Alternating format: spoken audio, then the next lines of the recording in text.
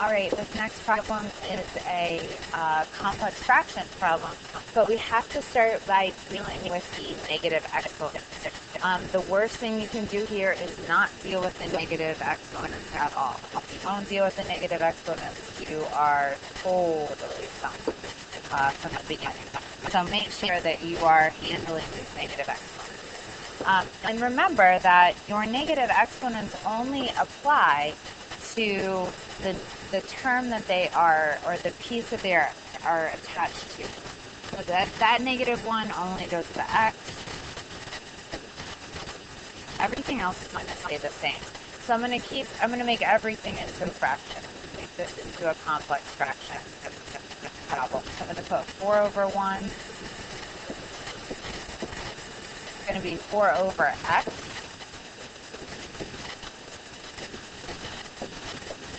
Remember, a negative exponent just tells us that our the piece of our polynomial is on the wrong side of the fraction. And it's actually not a polynomial anymore. It's a negative exponent. Okay, so in the denominator here, I've got 4 over 1 minus 1 over x. And now I need to deal with the top and bottom independently, those complex fractions independently. And then I will be able to divide. So, let's do just the top.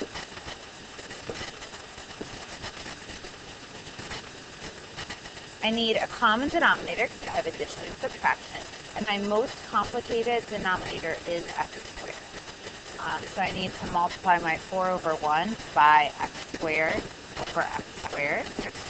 I need to multiply my 4 over x by x over x, that'll give me x squared. And my 1 over x squared is in good shape. So, that the top of my complex fraction is 4x squared minus 4x plus 1 all over 6.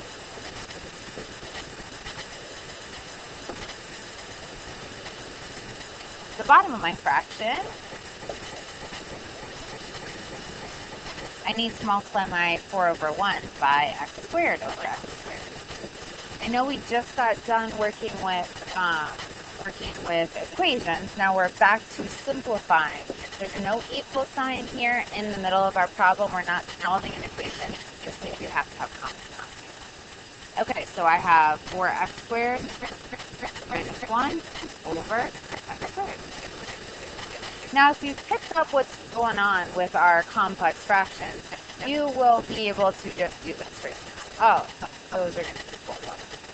If you can't see that, then at this point I would flip the second and multiply, or group. If you're going to flip the second and multiply, the second is your denominator down here. That's what you would flip. If you're going to group, you're going to group like this. That's going to be your top, and this is going to be the bottom.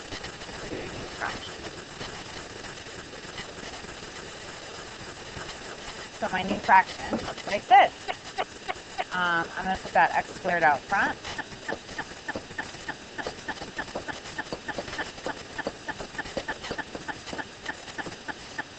And the bottom of my fraction, again, I have that x squared.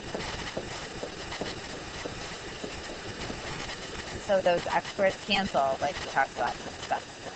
So wherever you cancel them, I would absolutely cancel. That way you don't have to DCF them out later. Cancel as early as you can and as often as you can. Speaking of canceling, now we have to factor so that we can cancel. So in my numerator, I have a trinomial to factor here. So I'll just do that off to the side. I'll do that off to the side here.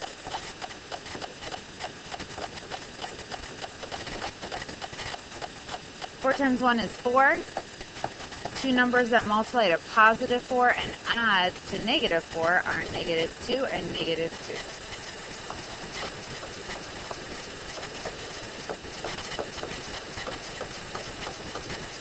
Split it in half.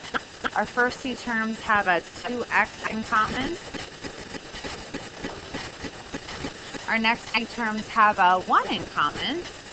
Always bring down that negative. That'll switch those signs.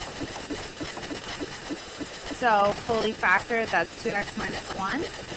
times 2x minus 1, or 2x minus 1 squared.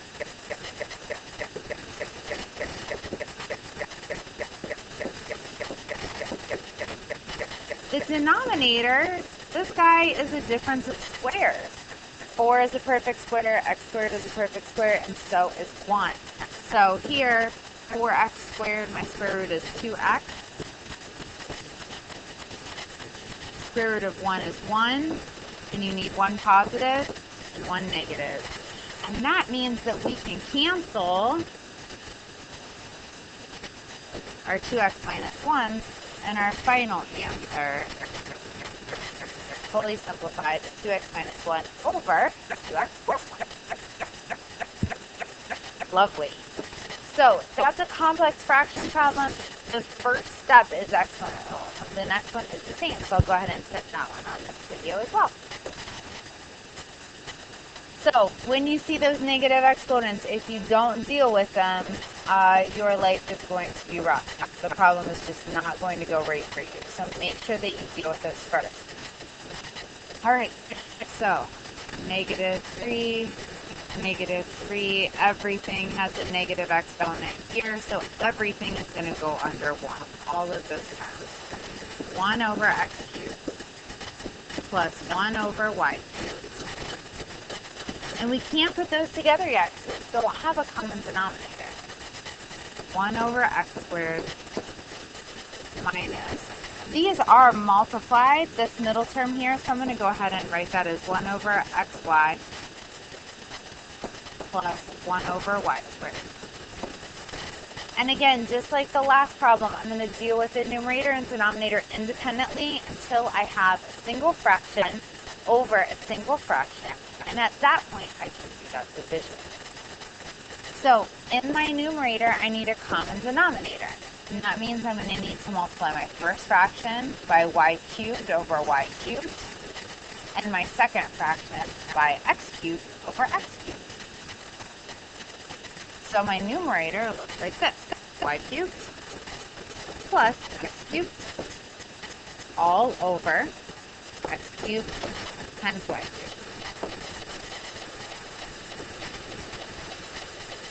In my denominator, things look like kind of a mess, but it's not so bad.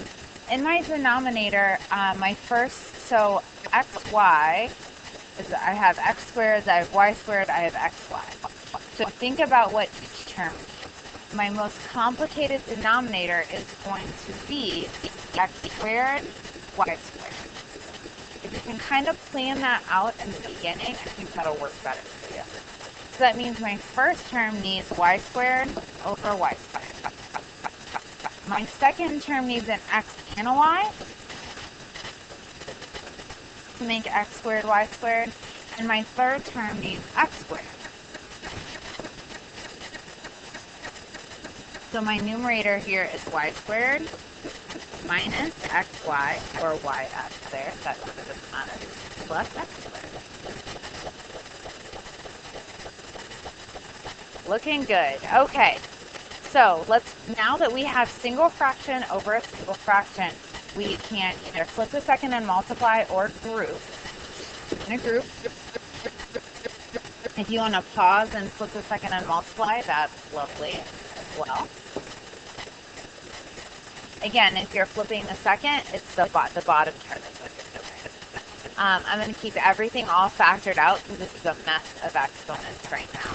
So my numerator is x squared, y squared times y cubed plus x cubed. And that is a sum of cubes. We are going to be able to factor that in just a minute. My denominator is going to be x cubed, y cubed. And then my trinomial here, y squared minus xy plus x squared. Okay. Let's cancel what we can. I can cancel my x squareds and y squareds with 2 of them in the denominator. That means I'm just going to be left with an xy on top of it. So don't cross out those whole terms. Remember, with the exponent rules, when you're dividing, you subtract. So 2 minus 3 is -1, so you would end up with that x and y in the denominator. Okay, so x and y left down at the bottom. I still have that y squared minus, that border is bothering me, so I'm going to turn that xy into yx, but you don't have to. And now I'm going to factor this sum of cubes. So my pattern is going to be yx, y squared, yx, x squared, just like we did with a's and b's earlier today, or earlier in the unit review. And then our signs are, that's where you do so, same, opposite, always positive. And, oh, lovely. I love it when it works out that our factoring, especially cube factoring, lets us keep it. So those trinomials cancel, and your final answer is y plus x over xy. That's as simple as that one gets. Do not try to cancel one of those x's or one of those y's. That's lovely. Really, the key to the last two problems is that exponential beginning. You have to start by doing the exponentials correctly. Be very careful with that. Make sure that you identify that particular problem on the test so that you can get that problem right. That was this problem.